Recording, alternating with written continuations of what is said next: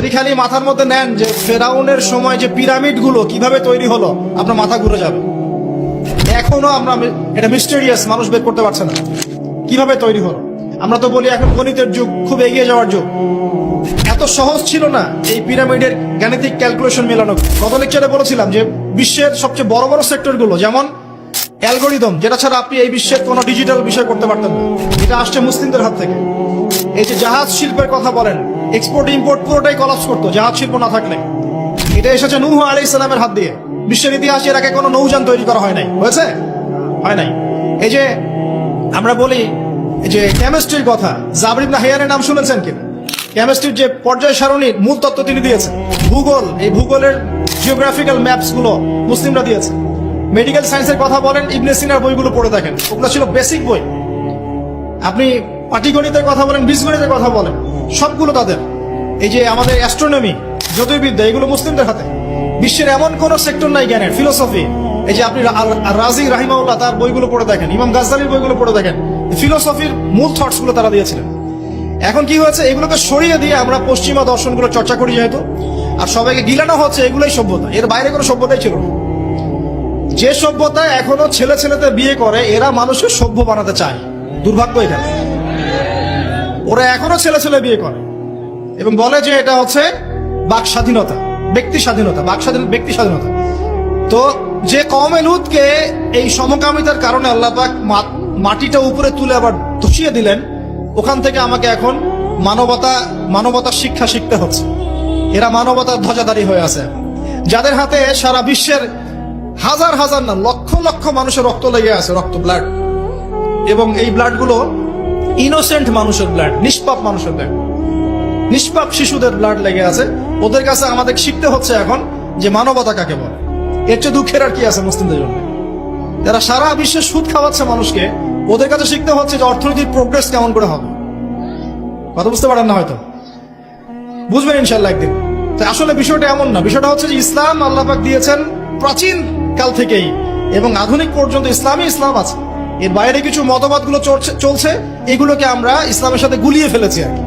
কারণ এগুলোর বাহ্যিক চাকচিক্য আছে, দেখে মনে হয় যে বস্তুবাদী সভ্যতা, mills and factories and finance, economic sector অনেক স্ট্রং, অনেক মিলিটারি পাওয়ার, পারমাণবিক ওয়েপন্স, এগুলো দেখলে মানুষের চোখ ধাঁধিয়ে যায়, মনে হয় যে বাপরে বাপ কি একটা অবস্থা হতে, তাই না?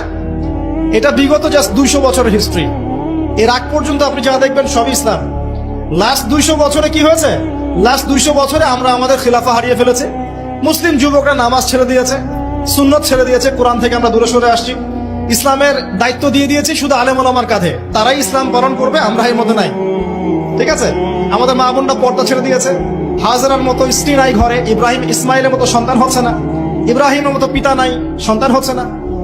বস্তুবাদী, সারা জীবন দুনিয়া নিয়ে ব্যস্ত, বাড়ি গাড়ি, টাকা করে স্ট্যাটাস, দ্যাটস অল। আমাদের এখন চিন্তা ভাবনা এরকম।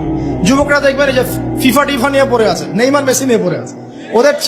ওদের চিন্তাই নাই যে আল্লাহ পাক যে তাকে পৃথিবীতে পাঠিয়েছেন দিনটা প্রচার প্রসার প্রতিষ্ঠা করার জন্য, ফিকিরই নাই। কেন হবে না আমাদের অবস্থা এখন সেটা বলেন।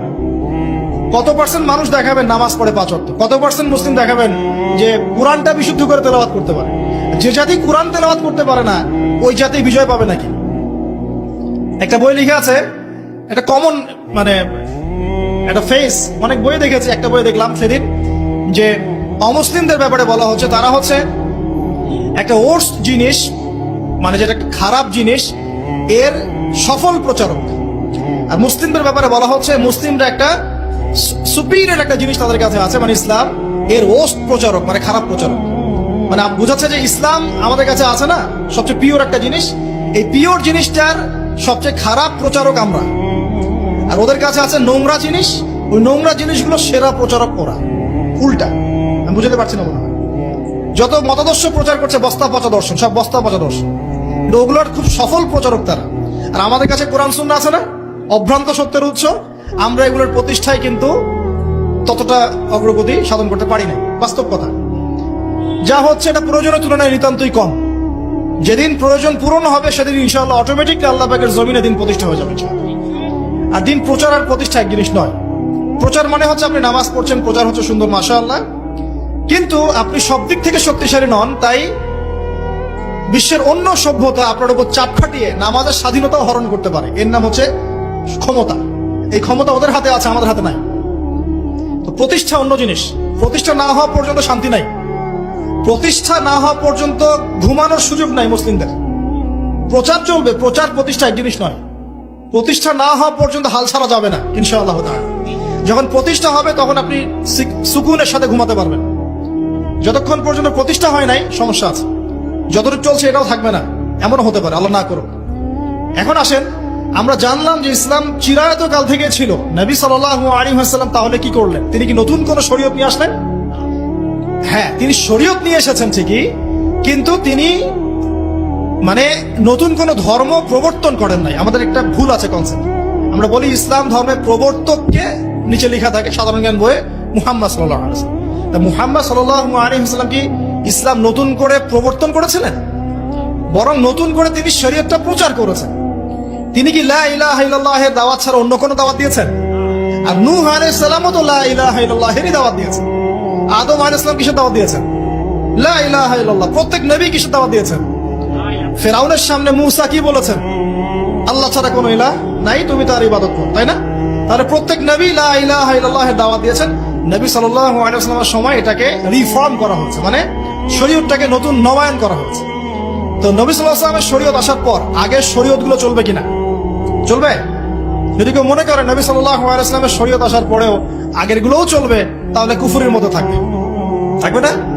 এখন এখান থেকে আমি আপনাকে বাকি অর্ধেকের দিকে নিয়ে আসি, একটু খেয়াল করেন। নবী সাল্লাল্লাহু আলাইহি ওয়াসাল্লামের এই ইসলাম প্রচার প্রসার আর প্রতিষ্ঠা করতে 23 বছর লেগেছে। কত বছর? উনি যখন নবী হয়েছেন তখন আরবের সমাজটার মধ্যে শিরিক দিয়ে ভর্তি ছিল। শিরিক আর শিরক, যে কোনো এমন কোন শিরিক নাই যেটা আরবে ছিল না। ঠিক আছে, স্ট্যাচু ওয়ার্শিপ হতে পারে, কবর পূজা হতে পারে, মৃত মানুষের পূজা হতে পারে, নাস্তিকতার চর্চা হতে পারে, সমস্ত শিরকের প্রকারভেদ আরবে ছিল। ওই সময়ে সুদের প্রচলন ছিল, ইকোনমিক সেকশনে মানুষ সুদ খাইত। ওই সময় মদ ছিল, মদ মানুষ অ্যাভেলেবল মদ পান করত। নারীর অবমাননা ছিল, মেয়েদেরকে খুব একটা মূল্যায়ন করা হতো না। আর গোত্রীয় হানাহানি ছিল, মানে গোত্রে গোত্রে হানাহানি। একটু অবজার্ভ করেন, এই 5টা সমস্যা কি এখন নাই? এখনকার বিশ্বে নাই। বরং শিরকের এখন গ্লোবালাইজেশন হয়েছে, হয় নাই? ইকোনমিক সেকশনে সুদের গ্লোবালাইজেশন হয়েছে না? এখন একটা জায়গায় সুদ সীমাবদ্ধ নাই, সারা বিশ্বের মানুষ খাচ্ছে, খাচ্ছে না? মাদক কি একটা জায়গায় সীমাবদ্ধ আছে না সারা বিশ্বের মানুষ খায়? ছড়িয়ে দেওয়া হয়েছে, ছড়িয়ে। সীমান্ত অঞ্চলগুলোতে গিয়ে দেখবেন দেধার সে মাদকের প্রবেশ হচ্ছে, হচ্ছে না? খাচ্ছে কারা? এই যে নেইমার আর মেসির ফলোয়ার যারা, খাচ্ছে না? খাচ্ছে। এরা কি মুসলিম না মুসলিম? এদের বাবা মুসলিম না মুসলিম? তাহলে গরুর গোশত খেলেই যদি মুসলিম হয়, আর নাম আব্দুল্লাহ আব্দুর রহমান হলেই যদি মুসলিম হওয়া যায়, তাহলে আবু জেহেলও মুসলিম ছিল।